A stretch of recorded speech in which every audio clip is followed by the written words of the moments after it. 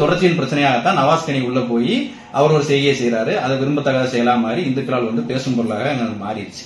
இந்து முஸ்லீம் சகோதரத்துவத்தை கெடுக்கும் விதமா ஹெச் ராஜா பேசி அந்த 25ஆம் தேதி ஒரு குடும்பம் சாமி கும்பிட போகும்போது தர்காவுக்கு போகும்போது அதை தடுத்து நிறுத்தியது யார்?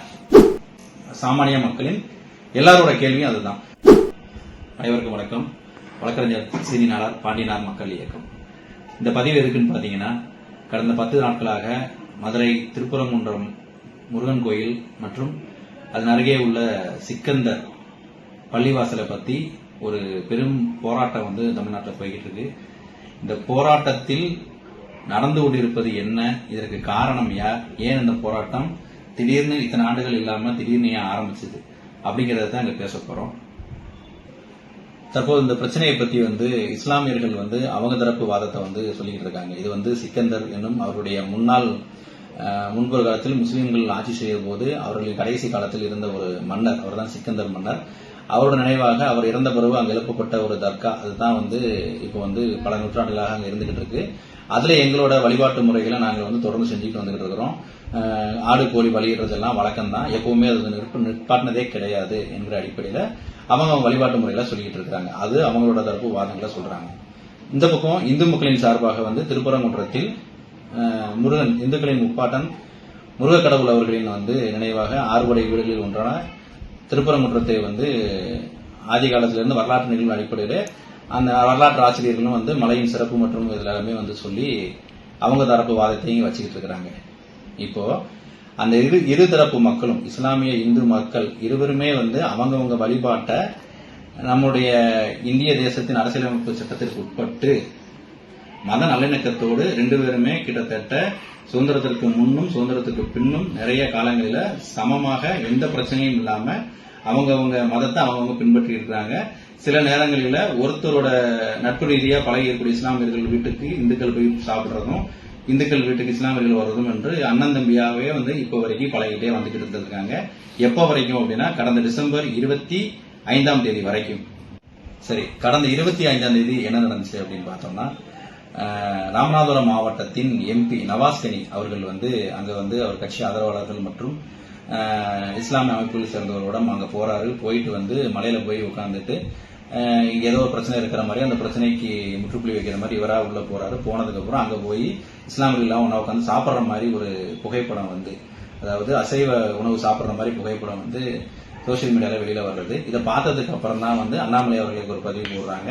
இதுக்கப்புறம் இஸ்லாமிய இந்துக்கள் பிரச்சனைன்னு சொல்லி ஒரு விஷயம் உருவாகுது. இப்போ இதுல முக்கியமா பார்க்க வேண்டிய விஷயம் என்னன்னா, நவாஸ்கனி எம்பி அவர்கள் ஒரு மதத்தினரால் மட்டும் தேர்ந்தெடுக்கப்பட்ட ஒரு நபர் கிடையாது. இவர் ஒரு பொறுப்பான ஒரு ஆளு.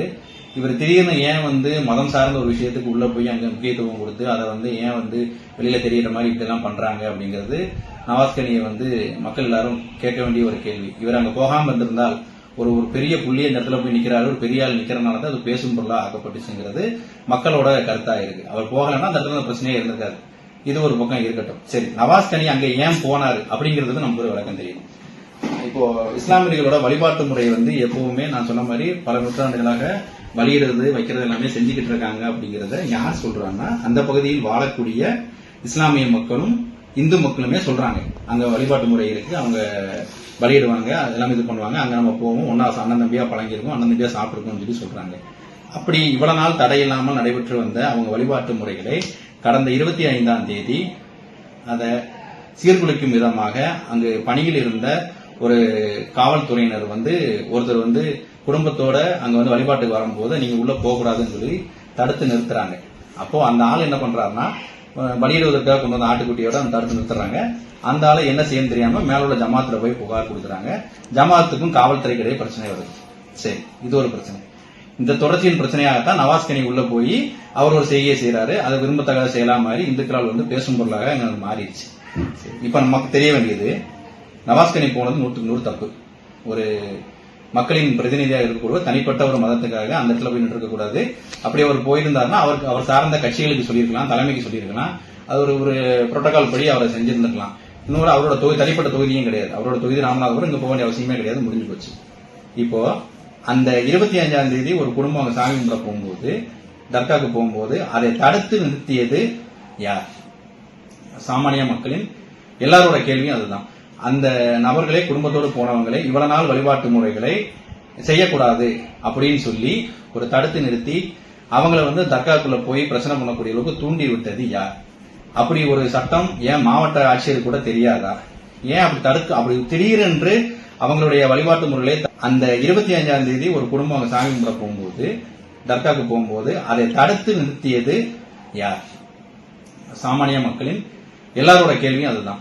அந்த நபர்களே குடும்பத்தோடு போனவங்களே இவ்வளவு நாள் வழிபாட்டு முறைகளை செய்யக்கூடாது அப்படின்னு சொல்லி ஒரு தடுத்து நிறுத்தி அவங்கள வந்து தர்காக்குள்ள போய் பிரச்சனை பண்ணக்கூடிய அளவுக்கு தூண்டி விட்டது யார்? அப்படி ஒரு சட்டம் ஏன் மாவட்ட ஆட்சியர் கூட தெரியாதா? ஏன் அப்படி திடீரென்று அவங்களுடைய வழிபாட்டு முறைகளை தடுத்து நிற்பதற்கான காரணம் என்ன? இதுல ஏதாவது ஏற்கனவே சட்ட அறிவிப்புகளோ இல்ல அப்படின்னா அரசு ஆணைகளோ ஏதாவது கொடுத்திருக்காங்களா இப்படி பண்ணக்கூடாதுன்னு?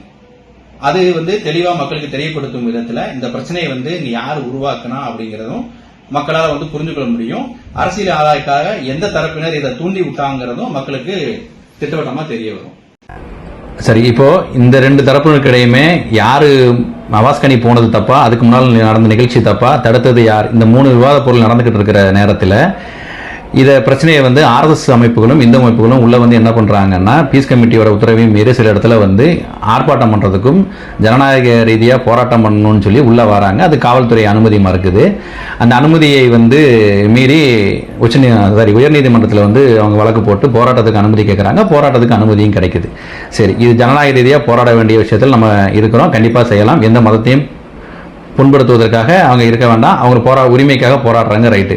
ஆனால் இதே வந்து பிஜேபியை சேர்ந்த ஹெச்ராஜாவோட இந்த தொடர்ச்சியான செயல்களை கண்டித்து இப்போ வந்து பார்த்தீங்கன்னா காங்கிரஸ் கட்சியின் மாநில தலைவர் செல்வ பெருந்தகை வந்து நான் அங்கே போய் கோயிலிலையும் தர்காவிலையும் ஒரே நேரத்தில் வழிபட போகிறேன்னு சொல்லி ஒரு சில அனுமதி கேட்டு கட்சிக்காரங்களோட போகிறதா சொல்கிறாரு.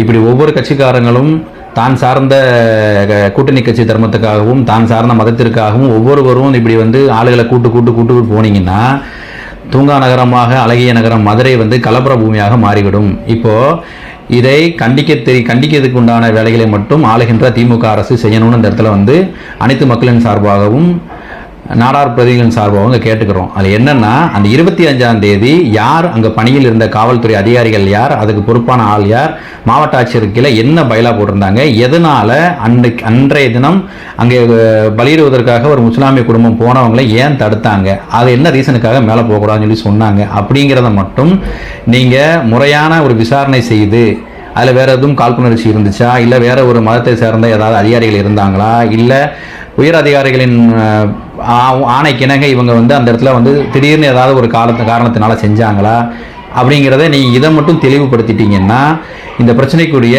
அடிவேர் எங்கிறத நம்ம பிச்சு போட்டோம்னா அந்த பிரச்சனை எதுவுமே இருக்காது. இல்லை என்றால் இப்போ ஒரு 300 ஆண்டுகளுக்கு அப்படி இருந்தாங்க, 200 ஆண்டு இங்கே இருந்துச்சு, அயோத்தியில் அங்கே இருந்துச்சு, நாங்கள் இங்கே இருந்தோம்னு சொல்லி ராமர் கோயில் அயோத்தி பிரச்சனை மாதிரி மீண்டும் இங்கே மதுரையிலே தேவையற்ற கலவரங்களும் தேவையற்ற வன்முறைகளும் நடப்பதற்கு உண்டான அடிப்படையை இப்போ வந்து கட்டமைச்சுக்கிட்டு இருக்கிறாங்க. இதில் மதுரையில் வாழ்கின்ற உள்ளூரில் இருக்கக்கூடிய இந்து முஸ்லீம் மக்களுக்கு எந்த சம்பந்தமும் கிடையாது, எதுவுமே கிடையாது. அவங்க யாருமே இந்த ஆர்ப்பாட்டத்தில் கலந்துக்கிறவும் இல்லை, யாருமே இல்லைங்கிறது மக்களின் பார்வையில் திட்டவட்டமாக தெரிகிறது. ஆளுகின்ற திமுக அரசு இது உடனடியாக இந்த விசாரணையை தொடக்கி இதுக்கு தனி கமிஷன் அமைத்து அங்கே ஏன் அந்த இஸ்லாமிய குடும்பத்தை தடுத்து நிறுத்தாலுங்கிறத முதல் செய்யணும். இங்கே வந்து திருப்பரங்குன்றத்துக்கு போகிறதுக்கும் போகக்கூடாதுக்கும் கட்டுப்பாடுகள் இருக்கா என்கிறத ஒரு தனி கமிஷன் அமைச்சு இதை வந்து உடனடியாக மக்களின் பார்வையிலும் விசாரணையை கொண்டு வரணும்னு கேட்டுக்கிட்டு மதுரையில் நடக்கக்கூடிய இந்த தேவையற்ற வன்முறைகளுக்கு வந்து ஒரு முற்றுப்புள்ளி வைக்கணுங்கிறத நாடார் சமுதாயத்தின் சார்பாக நாங்கள் கேட்டுக்கிறோம். நன்றி, வணக்கம்.